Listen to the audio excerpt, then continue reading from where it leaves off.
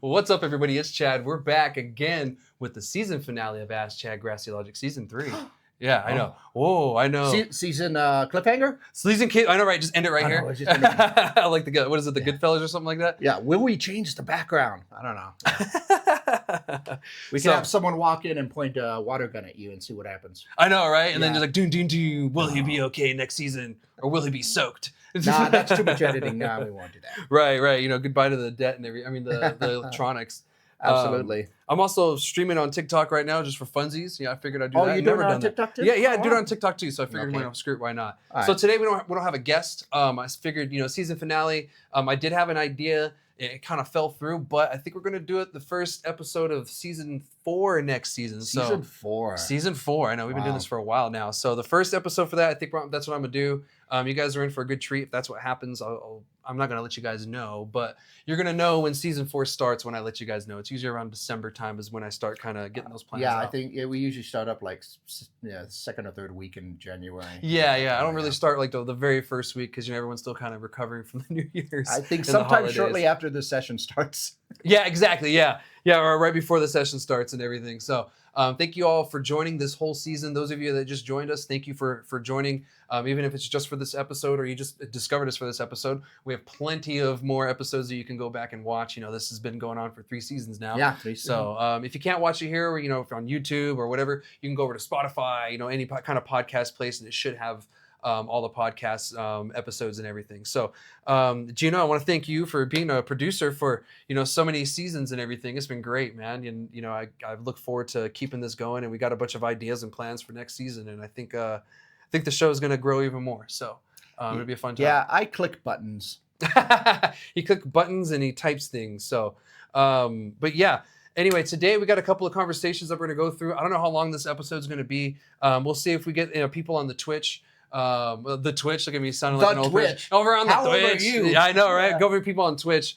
See if we get a bunch of people on there. I'll answer some questions if you guys have any on there, or over here on the TikTok side. I don't see anybody joining on that one because I don't really use it as much. It's not very cannabis friendly. You never know. Some people could be coming in. Yeah, and on that side, they just see a blue screen. They don't get to see the cool leaves and everything behind me. So, yeah, I know. It's unfortunate. Well, I didn't know you were going to do that. I just did it. I don't know. Me, random as shit. Yeah, and I'm not familiar with that. But the Twitch stream is up, so we're good to go. Nice, cool.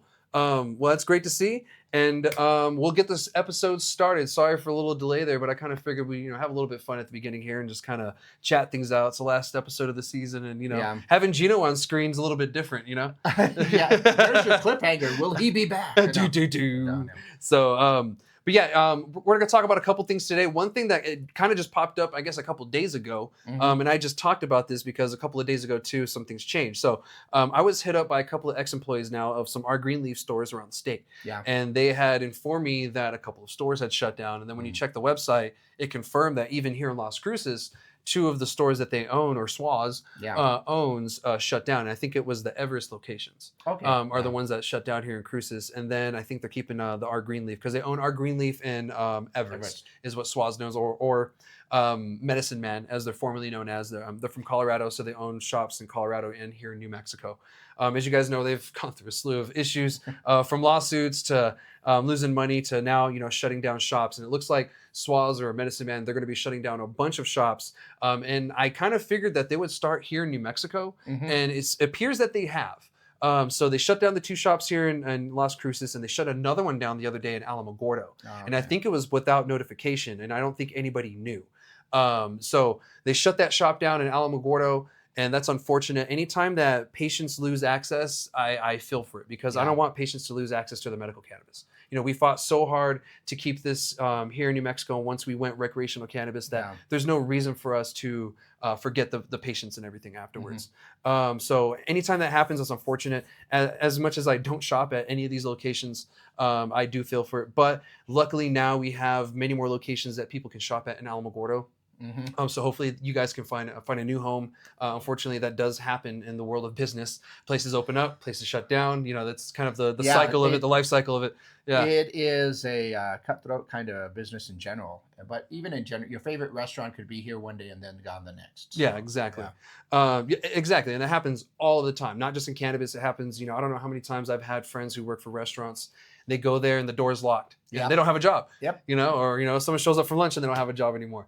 So it happens, and it's one of those things that's unfortunate. But hopefully, these people that work there and also that used to go there as customers find a new home. Actually, as I recall, I think maybe season 2, we showed it someplace and the doors were locked. We did, I'm not going to name it, but yeah, we did that. We were supposed to do a show kind of on location, like, oh, okay, well. Yeah. It's like, oh, what happened here? Yeah. And then, you're like, okay, well, I guess they're no longer here. And it happens all the time. So that happened, right? And I was like, interesting, because I figured that they were going to sell and someone was going to pick up the debt, because Swas owns a lot of money in debt. And that's something that I've updated you guys in the past on this show. Is that the fact that Swaz was in a huge amount of debt, and they couldn't make up the I think most I of took it. a peek at that number. That's a huge amount. Yeah, like hundreds of millions of dollars almost, I think is what it was, or $100 million. But anyway, so it looks like they found a solution. So what they did is this company Vero met with Swaz, or Medicine Man, and they bought Swaz's debt. So essentially their IOUs that they bought that, and they bought it for $61 million. Oh, okay. So essentially they take over the company's assets and everything, and they pay for, or they take over that debt of $61 million, which is a steal for them. Yeah. Because they're getting all the assets. And I think that's one of the main reasons why we're seeing so many dispensaries shut down from the SWAT size, is because they were anticipating this and they're trying to get as much money back as they can possible. And we'll see what happens, because this is a huge change for the industry, because I got word today too, and I don't know how reliable this is. So, take this with a grain of salt. And I usually tell you guys, if I'm not sure of the reliability of something, I'm going to tell you. And this is one of those cases, but I was told that only a handful of stores on the SWAT side, or now Vero side, will be left here in New Mexico. And honestly, they're not even going to be called Vero. It's going to be under a new name called Newco, Newco. So I don't know if that will be the parent company name, but I don't know if they're going to change the dispensary's name. Okay. So I don't know if it's going to remain. I feel like we should get a ball of yarn and a board to try and keep track of all the names and stuff like that. I should do that over the break. Over the break, yeah. And then bring it and have it just behind us, and add it. Like, all right, here we go. Add this one here. Yeah, we'll get rid of the ferns and just put that right there. Yeah, exactly. It's very interesting that of all the businesses and all the talk about some of the businesses that could be all the businesses that could have been shut down, you would think that a lot of it would have been the local mom and pops that just maybe got in over their head. But it's interesting to see a big company like that maybe just stretched themselves too thin, opening a lot of stores and in new places as quick as they can.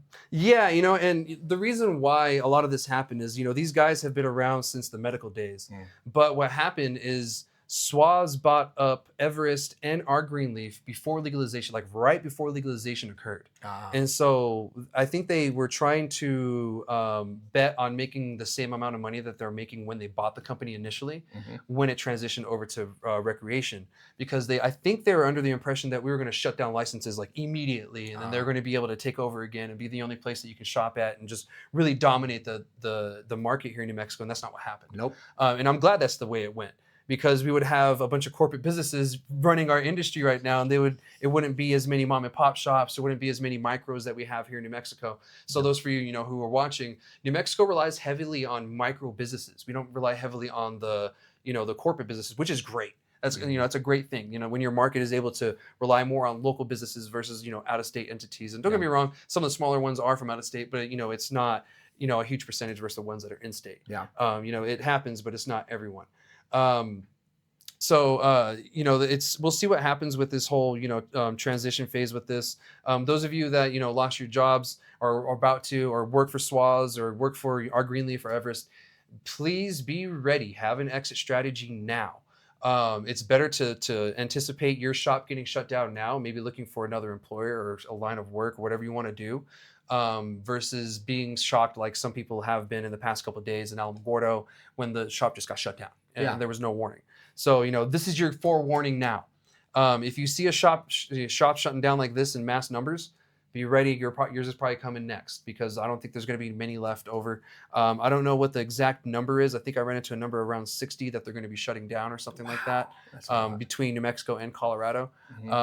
So I expect quite a few here in New Mexico to get shut down. I think they had over 20 at one point, or that's where they're at right now. So we'll see.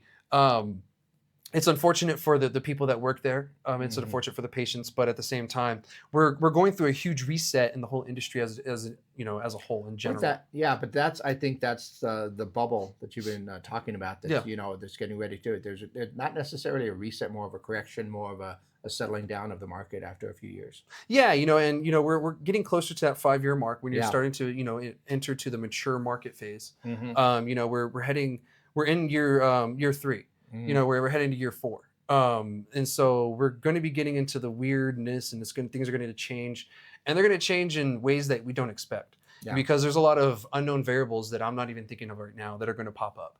Oh, and there's a sure. lot of deals going on right now that we're not aware of, that are going on behind the scenes that are going to pop up as well too at the Yeah. same time. So we're going to start seeing a lot of this stuff come up, and we're going to start to see a lot of people get out of the market. And we're going to see a lot of people that left the market who failed come back and try with a different model. And I am actually interested to see those people who actually failed, what they're going to do when they come back, because they learned.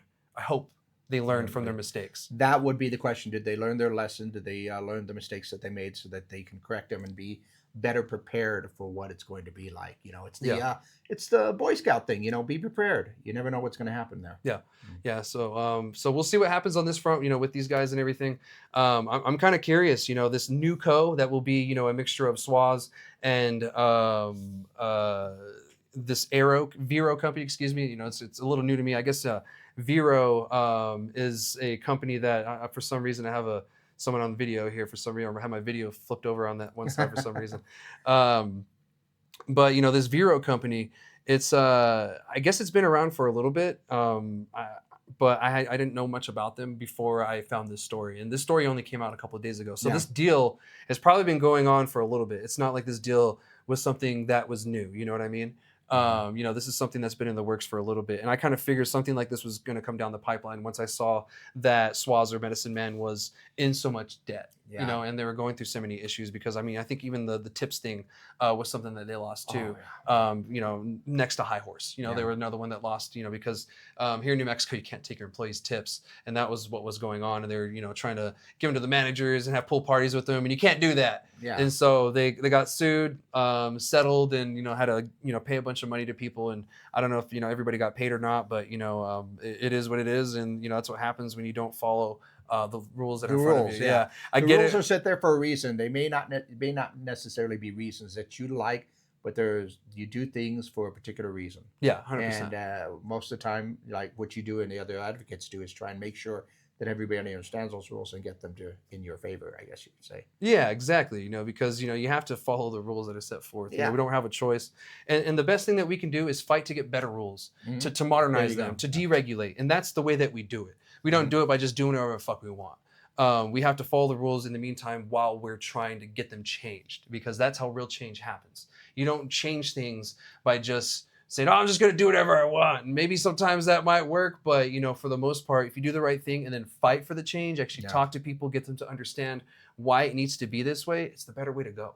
And usually they hear you a little bit better too, you know, because usually the other way around, you're a little loud and a little angry, you know what I mean? And it just takes that one person that is a little loud, a little angry, and doing it the wrong way, where everybody else goes, okay, well then we're just going to crack down, shut it down for everybody, that type of thing. Yeah, you know, and hopefully, you know, they don't do that with us. And I got more information. We got something similar with, you know, the whole shutdown thing of that on the Michigan side on the next conversation.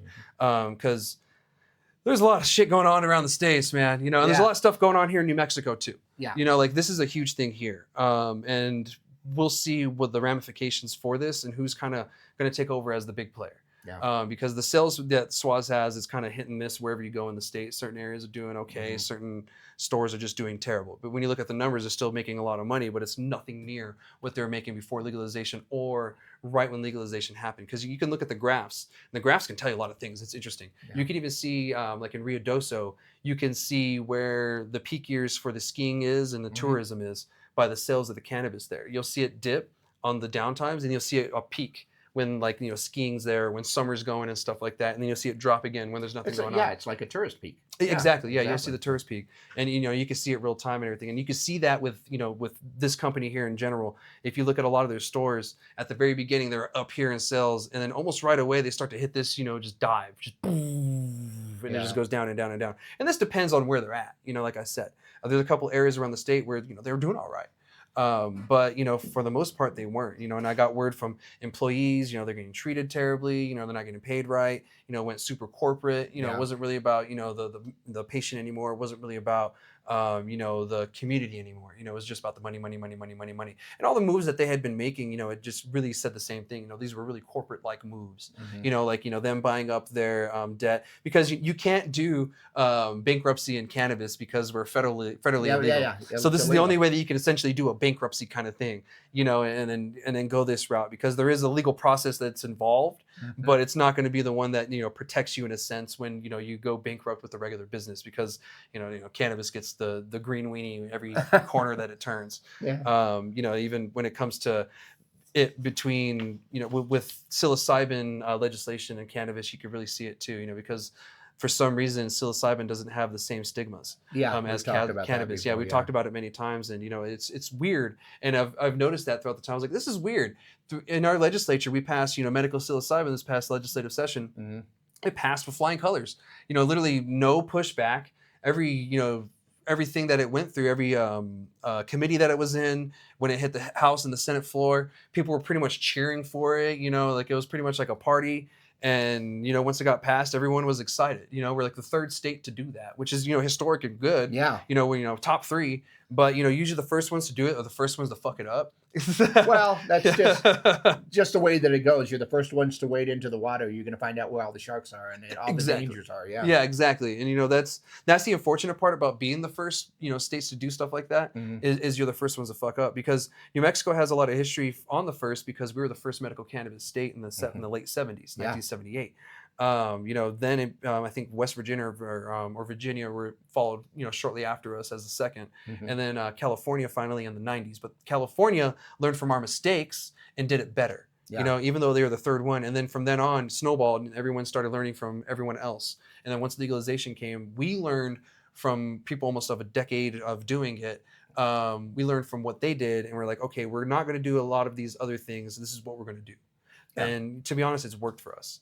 And so far so good, as they say. But for some other companies, they didn't know how to shift. And I think that's the issue with SWAS, and the reason why they got bought out, and the reason why they went the route they did, because they didn't know how to shift. And you could tell when you go there and see the product, when you'd go there and see the marketing, when you'd go there and just talk to the employees, you could tell that they didn't know how to be cannabis community oriented anymore. And that's the unfortunate part. That's when you kind of lose weird. That. Well, there's and not in any business, when you get into that corporate type of mind frame, and it's all about the numbers, it's all about the bottom line, it's all about the money that comes in with that. Then you lose sight of the fact that and I think you've said it before, this is a customer based business. It's a service type of business type. You are there to provide a service and to help out the patients and your customers, and if you lose sight of that, and it's all about make sure they buy this one because that's the one that's going to pay us the most or make us the most money, then it's not always the bottom line that makes you successful. And with most things, scaling up isn't as easy as it is on paper. Like scaling up. Ask the Canadians too. And you and I have been discovering that while doing this show, is that the Canadians are figuring out how hard it is to scale this up. Those grows that had hundreds of thousands or millions of square feet of canopy, and then they end up having to grow tulips because it was more profitable. And it makes sense to me, because who doesn't like tulips? Exactly. Like especially during I'm sure Valentine's Day is a great time. Sure, it's a great time for tulips. Of course, that's like their 420. You can tiptoe through them, the whole thing like that. So only the older people are going to get that joke. So I like that. But if growing flowers is more profitable than what you intended to do, then hey, you kind of roll with it. The idea of that much space to try and manage it and make everything quality is just insane. You're not making Twix. Like you're growing a plant. You're growing something that not only is it consumed, it's smoked, it's eaten, it's drank, it's vaporized, it's turned into many other things. Like when you go to an alcohol establishment, you're very limited on how you consume alcohol. It's drinking. Like there was that little there was that point in time, I think in the early 2010s, where they had like those alcohol vapor clubs and stuff like that. Oh, but it was yeah, I very remember dangerous. those, Yeah, very dangerous. And you got those people that, you know, do the other things with it. But for the most part, people drink it, you know, Yeah. and that's what you're stuck with. But cannabis, that's not what you're doing. You're smoking it, you're eating it, you're doing all these other things. You know, it's not like a tulip that's just going to look pretty, you know, when you give it to your girlfriend and it's sitting in the windowsill, you know, like that's not what it's meant for. If that was the case, then by all means, grow it however you want, make it look pretty or whatever. But it's something different, and we're learning the hard way. Yeah. And a lot of these businesses that came, and we call them the dirty 30. Yeah. From very early in the medical days, you know, we only had 30 something vertically integrated, you know, cannabis establishments when we were medical cannabis before 2022 when we for the entire state. Yeah, for the entire state. And then after a while, they were able to open more dispensaries, which helped. But they needed to open up the licensing more to allow more before we went legal here in cannabis for New Mexico, because that didn't help, because we went to the shortage. You know, then all this illegal cannabis came in because of the shortage, and you know, people, because yeah, your license could be up and going for a production, but how long does it take for you to grow a plant? I don't know. From seed to harvest? How long Exactly. does it take months. you to grow a plant? You know, it takes months, almost. And when you're getting up like that, it's probably going to take you 6 months to almost a year to kind of dial things down. Like your first harvest isn't going to be the best. No. Then after that, you're going to start dialing it more and more and more. So it's going to take you over a year to really dial that grow in. So you kind of made people fail by default by forcing them to, you know, hurry up and do this and do illegal stuff. And, you know, and don't get me wrong, no one forced anybody to do illegal stuff, but they felt it was an easier route. Yeah, to make it, they felt that they had to go that route. And you don't have to. You just got to be humble and fight and, you know, do things the correct way and not assume that this was going to be exactly like it was in Michigan or in Washington or in Colorado or California, you know, or Nevada. You know, this is New Mexico, where none of those places, you know, we had to do things totally different than everyone else because our population density is 17. It's not that.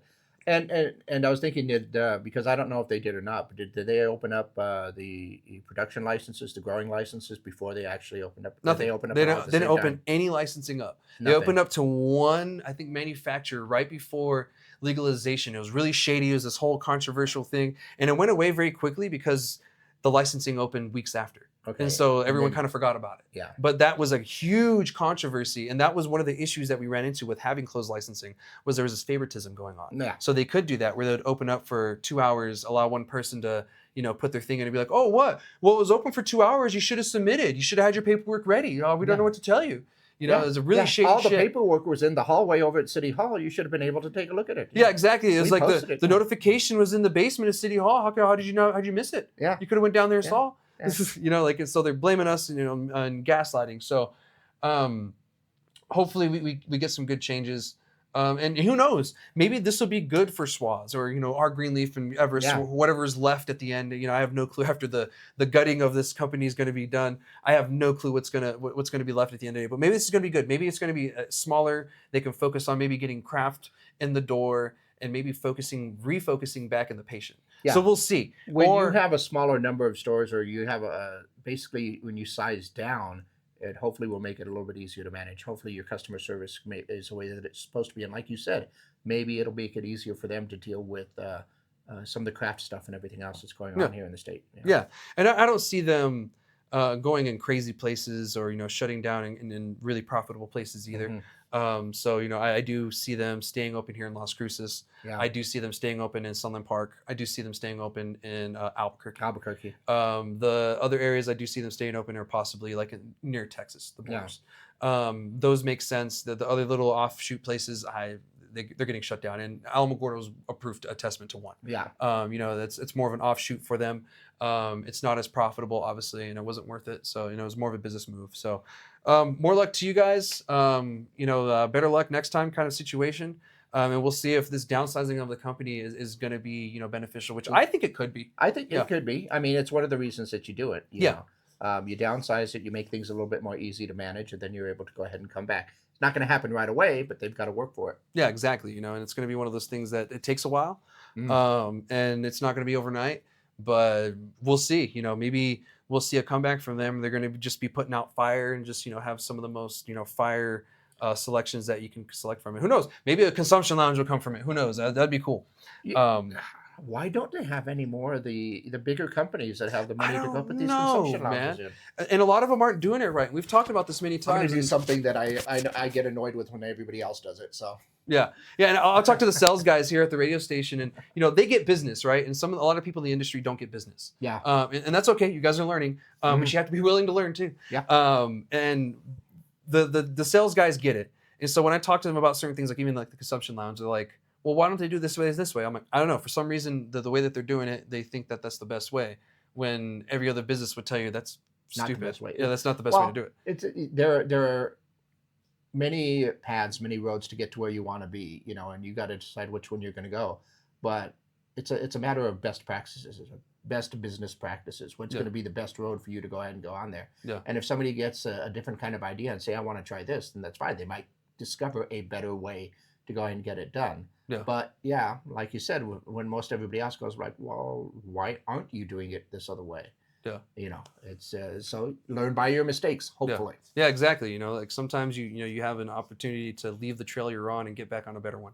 Exactly. Like it's okay to try the other direction. But if you have the opportunity, if it's not working in that trail you're on, it's too bad.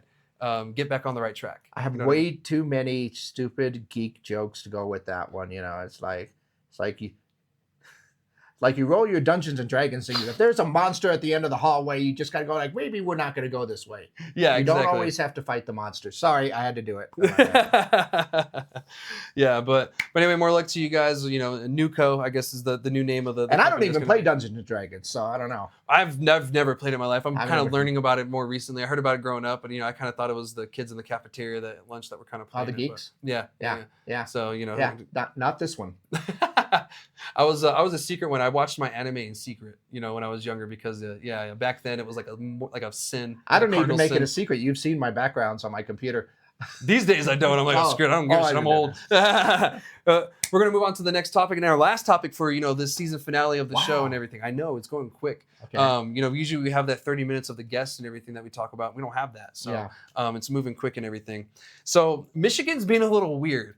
And Michigan's always been a little weird. Yeah, it is. And at first I was like, man, good for you, Michigan. They had the #1, sales in the nation when it came to cannabis. They have the #1 program. And then they turned around and just lubed it up and shoved it in a hole no one wanted. So not only did they increase their cannabis tax, but there's also talks from, some other people that are involved with the industry. And to me, when I read the article, it seemed like the people involved we got Ziegler here. They've always been a little weird. So I agree with you there. Michigan, they increased their tax to that weird wholesale thing, and then the premise behind it and their explanation is, we're going to use this to fix the roads. And it's like, okay. You seen the roads in Michigan? I have. I've never been there. So I just went when the Aggies went to was it the bowl game up in Michigan? Yeah. Didn't see much of the roads because they were all covered in ice. It was in the middle of December, right? Yeah. I think they need some work. I have some friends up there saying like, I'm not sure what they're spending it on, but it's not the roads. They're probably spending a lot on salt. That probably ain't good for roads. That's not necessarily doing all that. Yeah, so that could be a big reason why. But for whatever reason, they raise the tax, and they're estimating, of course, $420 million that they're going to raise. I don't see that being the case. No. And especially with the fact that they're oversaturated with product right now. Mm-hmm. And unfortunately, reading the article that I was reading, it seemed like they talked to a group that seems like the NM Cannabis Chamber. It seems like they try to be the voice for the industry, and they're for certain businesses, not everyone, and they haven't talked to everyone. So the people in this article are for closing licenses. They want to shut it down and make it to where it's one dispensary per every 10,000 resident. Now, keep in mind, Michigan has way more people than New Mexico does. So something like that wouldn't work here at all. So to get that out of your fucking mind, if you guys are thinking about that. No. Remember, population density, 17. This is, I don't know Michigan's, but it's more than fucking 17. It's more than 17. Yeah. Colorado's is even more significantly than ours. So they want to cap that number to it. And to be honest, you can't blame the retailers. The retailers are only selling what's available. Mm-hmm. And what's available is an overabundance of product. And who do you blame for that? The producers. The growers. I think I've mentioned this to you before. If the producers are not self-regulating themselves, because you can grow a bunch of stuff, but if you can't sell it, why are you growing that much? Grow enough to it's like you should grow enough to keep the demand there, so people want more of it, and then can maybe scale up to a little bit to meet that kind of demand. Yeah. But don't just like grow a bunch of stuff and then say, even the Canadians where they grow a bunch of tulips and all of a sudden nobody wants tulips anymore, that's going to suck. Yeah, exactly. So one, it keeps quality in there. Two, it keeps the demand for what you have in there. And I don't understand why the producers aren't regulating themselves in that way. Me neither, because you should be growing, you should not be outgrowing yourself. And that's what a lot of these guys are doing. And not in a good way either. You're outgrowing yourself. And what I mean by that is you're growing too many plants than what you can produce. Than what you can sell. Yeah. And you're growing too many plants than you can actually touch every day and make sure that it's good quality. Yeah, you're just putting out something to have it. Actually, Justin, yes, the smaller plant counts would fix it. I've said this many times before on the show, so those of you who have been here many times, I'm sorry, I'm kicking the dead horse till it's dust, but I will. So in New Mexico, we actually have something in our law. There's nothing in it that will limit licensing. So licensing remains open due to statutes. The CCD can't do it. No one can do it unless the law changes. What we do have is the CCD has the power to control the plant counts. So they can control from 1 plant to 1 million plants. That is controlled by the CCD. However, the CCD is also required to do an assessment every year to see the national kind of demand and the state demand for cannabis, so that way they can adjust those numbers so we can avoid this situation. So yes, Justin, adjusting the plant counts would have fixed that. And when they wrote the law, that's the way that they intended it. And they did that for a reason. Here in New Mexico. Yes, that's in our CRA. Yeah, but not in Michigan. Not in Michigan. Michigan doesn't have that statute in there. To be honest, I don't want to say that it isn't because I haven't read their bill. So I don't know if it is, because we have that in our legislation and they're not really using it. Yeah. They haven't done that since we went recreational cannabis in 2022. We passed the law in 2021, but of course, a whole year to, actually it was like 6-8 months to get everything going and up and running. So we had all that time and everything, and we had that time to kind of figure out the plant counts, and they only did a study once, and they're supposed to do it every year. I got word that they're supposed to release a new study out, and they're supposed to adjust the plant counts, because the plant counts, the where they're at right now, was an emergency.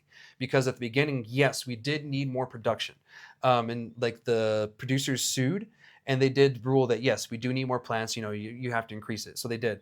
And the CCD is afraid of getting sued again, because of the same reason. But this is not 2022. This is totally different now. Yeah. Demand has totally changed, and you can see it in the sales. It's starting to kind of flatten out a little bit, and it's starting to calm down. So we're going to see a shift, and so we do need to adjust the plant counts. Yeah. You can't sell what's not there, and it's not.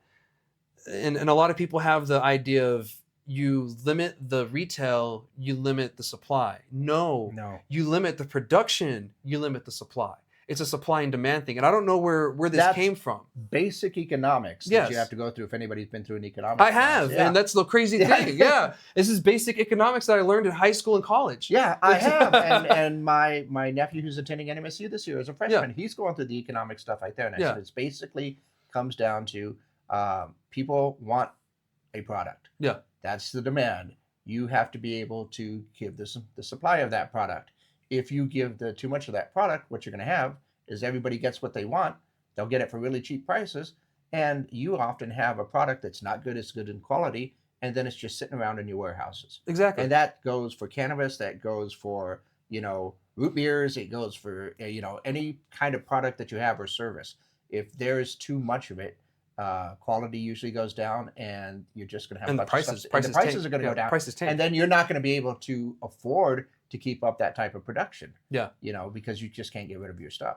That's a good question, Justin. To be honest, me personally, I think 8,000 should be the max, because once you hit that 10,000 mark, then it starts to become harder and harder to keep the quality up, and then you start running into more and more issues. So to prevent that, it would be at 8,000, but to be honest, in reality, it's probably going to be more like a 10,000 number to be the max. And of course, the micros are actually protected at their 200 mature plant counts. Because here in New Mexico, we don't do canopies or square footage. It's a mature plant count, meaning if your plant is mature, not by size or length or whatever, if it's a mature plant, it counts. If not, it doesn't count. You get unlimited immature plants. Because that's what you're worried about, is the mature. Is the mature plants. Okay, I'll take your word for it. But that's what I said, when the growers should be self-regulating on themselves. Yeah. If you want to keep your quality of your product, because I think your quality was going to sell more than just, here's a bunch of stuff. Yeah. You want, I don't know, because, I don't partake or anything like that. But to me, it would seem if you're going to find something that's really, really good right there, you're going to go back and ask for it. Yeah. You know, and if a grower or a company gets that reputation, it's like, oh, they always have some good stuff. And if they come out with something new, you're going to try that. But, you know, if it's just, oh, yeah, it's okay. Yeah. You know, people would be hunting for some other different things, or basically for the stuff that they like. Yeah, you know, and this opens it up for more variety and Yeah. everything, you know, and it keeps you more humble, and it allows you to focus on, like you said, on the quality.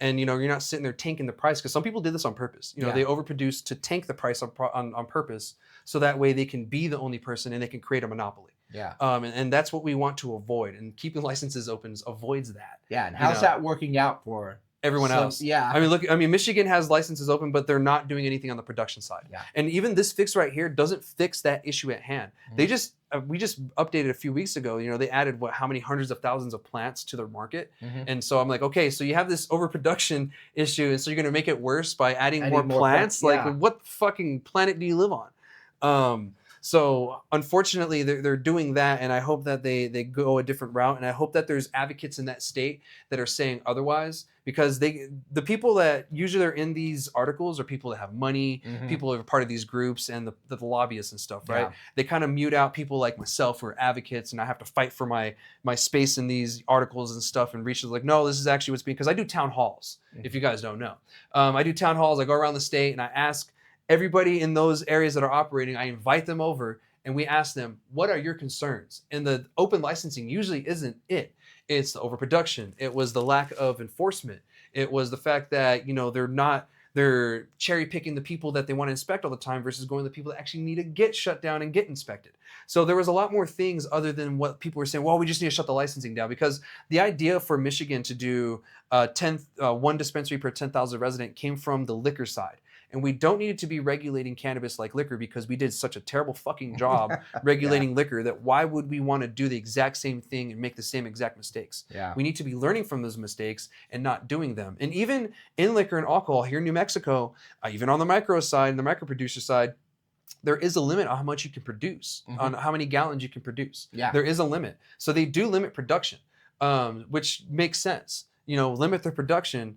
But the way that they have that set up, it's more vertically integrated kind of thing. You know, you have your micro, and then you sell it yourself, a little whatever thing. So it's structured different, which it should. You know, it's something totally different. Yeah, you know, but cannabis is not alcohol, and study after study, time after time, and state after state has proven that. And for some reason, we still fall back on this failed approach. You know, people think that you should restrict certain industries to people because of blank reason.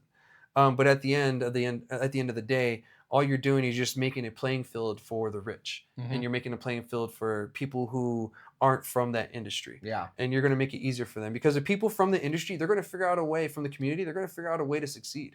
You know, I've seen people come into this industry with nothing, create something small, work it up, build it up, and now they're doing great. Yeah. So, you know, that is possible with the way that we have it set up in the state. But there are some tweaks that we need to make, and ensuring that our plant counts come down here in New Mexico is what we need to do. It's already in the law. We don't have to change anything. It just has to be implemented.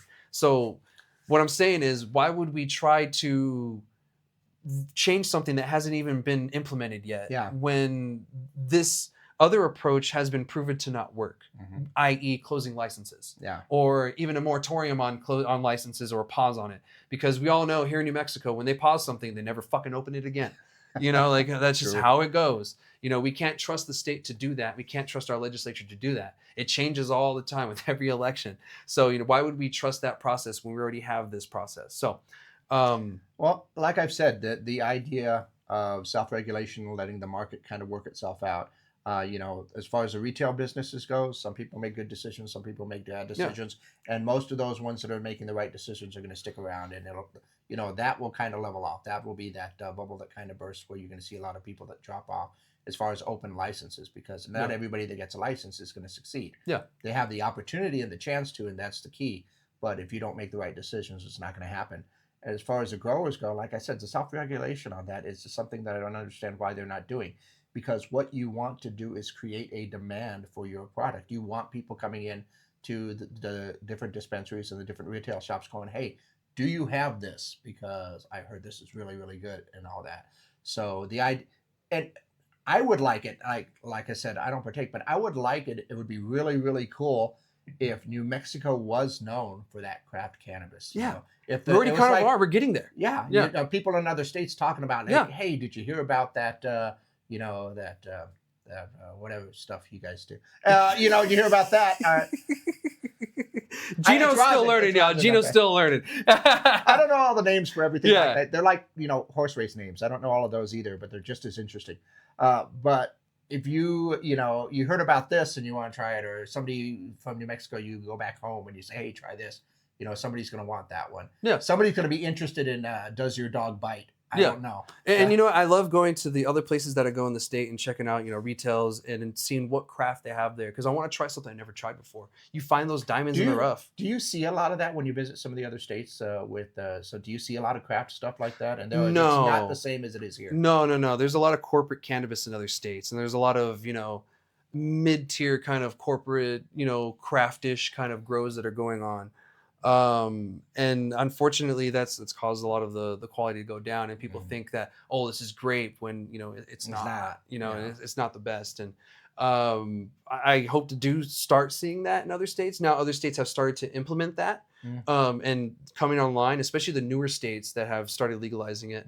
Most of the newer states have implemented some kind of micro production license after we implemented it here in New Mexico, and it showed so much success. Oh yeah. And then the other states that did it started to show success too, because I think we were one of the first states to kind of lean heavily on the craft side versus lean heavily on just relying on Coors and, you know, Busch Light to kind of get I was trying to avoid the. I hate doing that. It's the only way that I hate doing it. It's the only way sometimes to get people to understand. Basically, you will have your corporate cannabis, which is your supposedly like your buds and your Coors and all that other stuff like that. And then it gets so much corporate that you get into your Keystones or your Pabst or something else like that. But everybody's looking for that Shiner.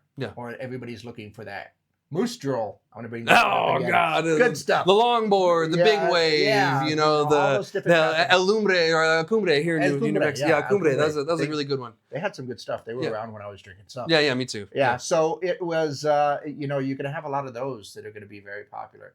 So like I said, for everybody that's out there, I mean, do you want your stuff to be known for that good stuff that you're trying to hunt for?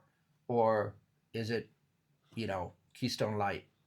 Yeah. You know, and I don't want us to be known, because Oklahoma has a really bad reputation right now for being known for mids, you know, not having quality. Yeah. Don't get me wrong. They do have quality there, but they're not known for quality. They're just known for mass, you know, for sending it to other states, like here in New Mexico. You know, that's what Oklahoma's reputation is. New Mexico's, and it's already kind of going that route, is the craft stuff. Yeah, I'm growing out of shower. I did a kickball tournament this 420, and I was with the grow store, and I was like, "Can we be the growers, not showers?" Because there was a bunch of growers with us too, and they started laughing. I was like, "I'd love it if that could be our name." That's excellent.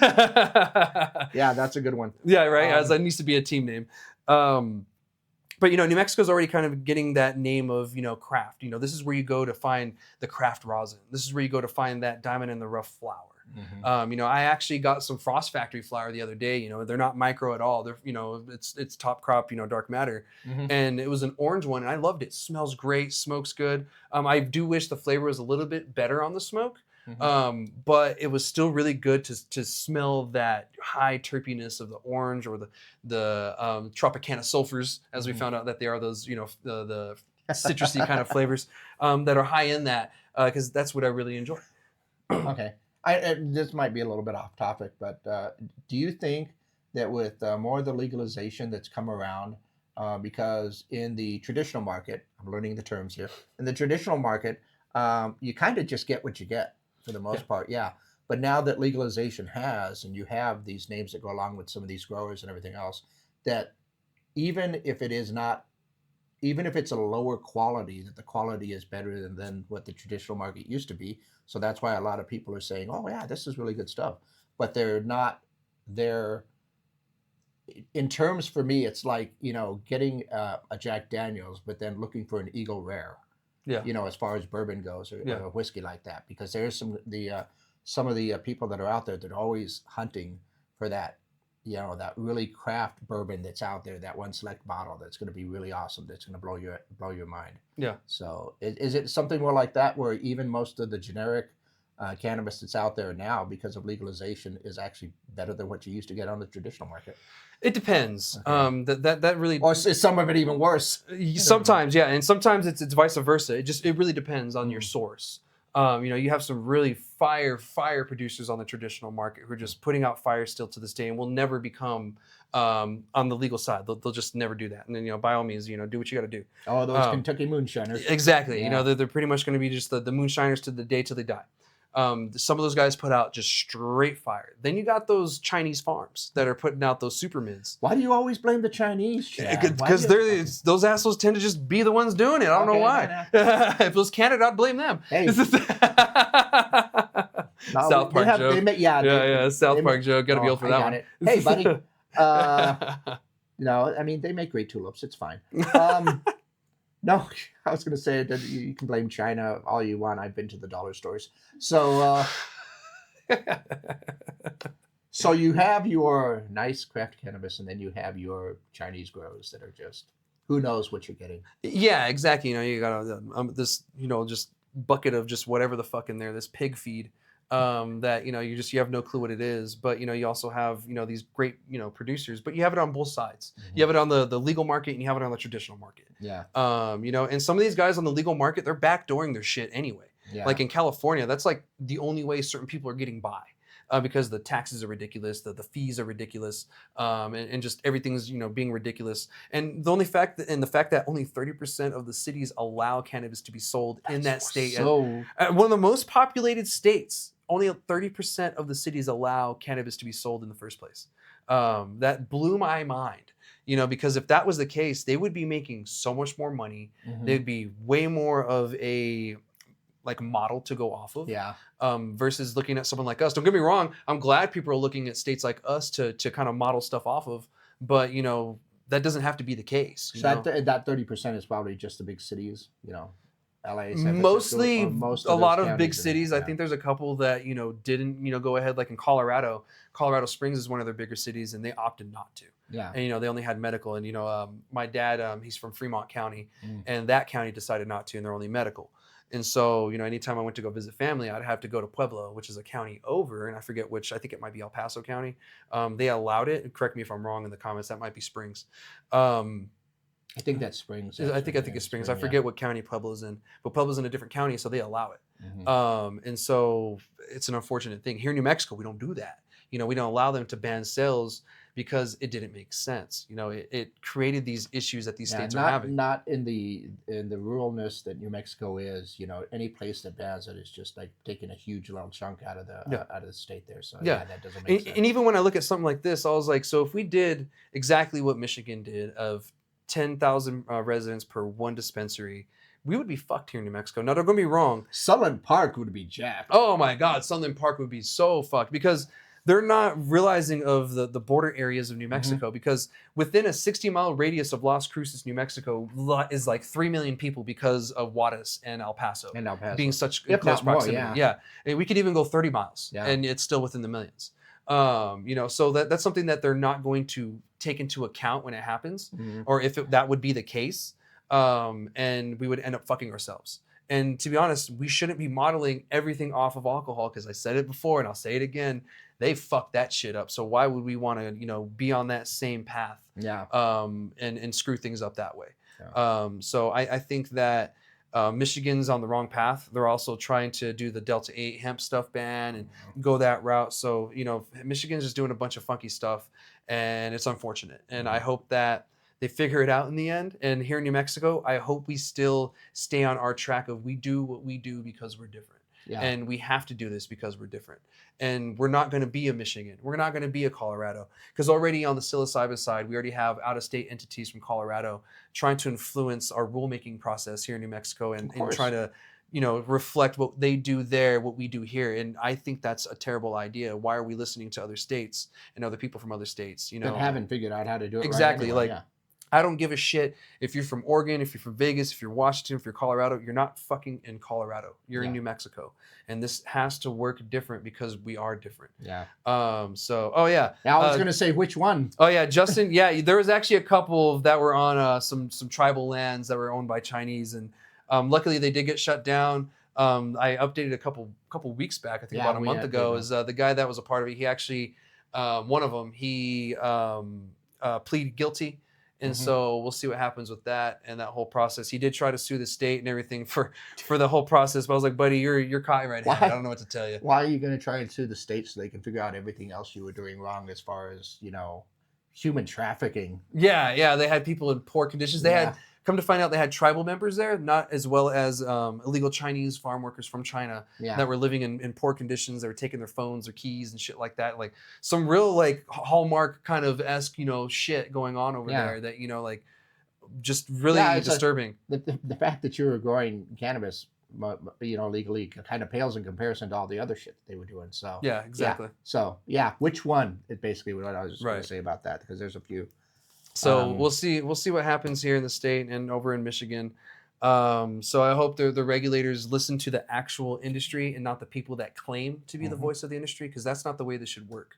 Everybody has a voice, and you shouldn't feel like you have to pay somebody to have a voice. The way our democracy works and the way that our government works is all you have to do is set up an appointment to talk to your representative. May it be Todd from the CCD, may it be your senator or house representative, may it be your city representative on your city council, maybe the mayor. Set up a meeting with them and sit down with them, especially here in New Mexico. We are very fortunate that we have such great access to all of our lawmakers and all of the people in our government. Other states don't have that kind of access that we do without a lot of money. But here in New Mexico, you can lose elections very easily. So they have to listen to a lot more people than just the people with the money. Let me ask you a question. When you do your town halls, do you give any invitations out to a lot of our officials? Yeah, I send them direct ones. I'll send them emails. I'll tag them on Twitter, and I'll tag them on on social medias and stuff. And I'll tell people I know that know them, and hopefully they'll show up. And sometimes they'll respond. And I've had politicians show up to some town halls before. That's awesome. I've had a couple show up, which is great. I love when the politicians show up, and they can either take questions or listen directly from their constituents. Exactly. And that's why I invite them, because when I do these cannabis town halls, it's the direct people in their area and their constituents that are there talking about real problems that they're dealing with, not just, oh, I paid this group to tell the legislature about my problems, everything's fixed. No, not everything's fixed at all. Like, because you're not talking directly to them, they're not relaying the message exactly how you would, and have an explanation. Maybe the way that lobbyist from that organization, he's talking too smart to a representative who's more of a farm guy. Yeah. Maybe he needs that shit kicker that needs to talk to him like, hey, dude, this is going on over here. Look, there's a bunch of bullshit going on, and we need to fix it. Just a bunch of farmers talking to other farmers. Exactly. You can't have the city boy talking to the farmer, because the farmer and the city boy don't understand each other. I think I think the CCD needs to get a rep from our ag department, and so they can get a little bit more insight onto how agriculture in general works. And, you can be the advocate that you are, Chad, but I would advocate that we get a lot more people getting behind it from all of the different sides of the business, from the growing, the retail, the packaging, all the stuff that goes along with that, so that you have that coalition to it. Yeah, and someone actually mentioned this to me. We should have more of those coalitions, like the hash rosin makers. The hydrocarbon extract makers, your BHO makers, and stuff like that. Your distillate makers as well. You have the guys with those, and so that way they can talk to each other, because a hash rosin maker's issues are going to be different from the hydrocarbon guys. Okay. Your hydroponic guys' issues are going to be different from your living soil guys, because here in New Mexico we actually have a lot of living soil farms, and I've talked to people from other states, and I said, I think you guys have the most living soil farms that I've ever seen in any other state. Which that's kind of cool, because it's putting out some pretty good product. I'm actually a firm believer now of living soil, and then I'm preaching the good word of the living soil these days. Well, you just said a whole lot of words that I'm going to have to get to my cannabis to English dictionary to understand and get that. So I'm sure you'll hear this again during the edit, so you'll have time to look it up. I'll have time to look it up. What the? That's how I learn. Yeah. Right. Exactly. Completely. I think everybody has their lobbyists, everybody has their coalitions that they have to get together, but to get everybody to work out some of the problems that makes it best for everybody, you got to talk to each other. You got to get these people talking. Yeah. So the town halls that you do are pretty awesome. I mean, I'll tune into the town halls and say hi every once in a while. I see that. Yeah, I appreciate that. Just to figure out, going like, did you try plugging in the mic? Giving me IT shit. Yeah. While I'm sitting there fixing things. Yeah. I mean, not going to offer to go on the road when he goes on, does all that stuff. But if I got a weekend free, we'll see. Yeah, because we do this out of our own pockets. No one pays us to do this. We don't take donations. This is literally out of our own pockets. We're just a group of cannabis business owners, advocates, workers, just that are concerned and want to hear people's opinions on the matter. I push buttons. It's all about all I do, really. So that's it. But no, I mean, it's the town halls that you do are great. I think we need more of that, and we need that communication to go ahead and get the lawmakers to understand, because if there's anything about New Mexico that is going to make it different from all the other states, is that we really don't like to be told what to do. No, we like to do things our own way. Yeah. And so far, so good. Tweak it all a little bit and get that communication going between everybody. And I think, you're just giving an example for all the other states on how to get it done. Appreciate it, man. And I hope that they don't follow what Michigan's doing, or California, or Oregon, or Oregon, Oklahoma, or Oklahoma, or Washington, Colorado. Washington. Yeah, I'm glad they're kind of looking at. Haven't heard anything bad about Arizona, haven't you? They're working on it.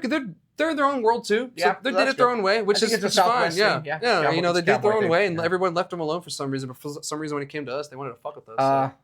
I don't know how I feel about that. Oh, Justin, he wanted to pay me in kisses. That's all right, man. So I'm not sure how I feel about that one, Justin. Right, and if anybody has questions on the TikTok side or on the Twitch side, please, this is called Ask Chad Grassy Logic for a reason. Here we go. And only we'll recently, finally have you live up to your name with all this. Right. And finally recently I was like, you know what? That's the component I think I'm missing from it is the community part and people asking me actual questions I can ask them answer to as well, not just me. Giving you information and everything. I can also teach you stuff if you ask me. So hey, if I can learn, right, else can. Right, exactly. We're on the different spectrums of different things. Yeah. So I want to thank you all for such a great season of season 3 of Ask Chad Grassy Logic, and those of you that joined me on TikTok, thank you so much. There was quite a bit of you actually. I'll probably be doing this next season. We'll be doing the Twitch thing next season, and hopefully we'll get all of that lined out, and we can get all our guests on without any problem and all that. We'll get all those stuff figured out and the logistics. When we're on break, we'll be back in January. I'll have a great surprise for you guys for the first episode, so I hope you guys tune in. I'm giving you a little hint of what's going to go down, and so Gino doesn't even know what's going to happen. I don't even know. Yeah, he doesn't even know. So I don't know anything.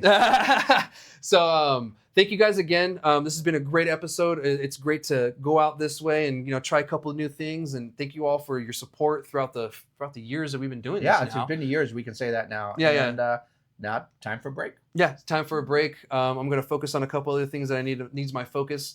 And then we're going to recalibrate, and we'll be back in January. So thank you all again for joining us. Gino, thank you for being the producer, joining me on finally. Thanks for putting me on camera. I know, yeah. It's about damn time. Maybe we'll get a couple more cameras next season. I don't have to make jokes in the background anymore. I can do them on camera.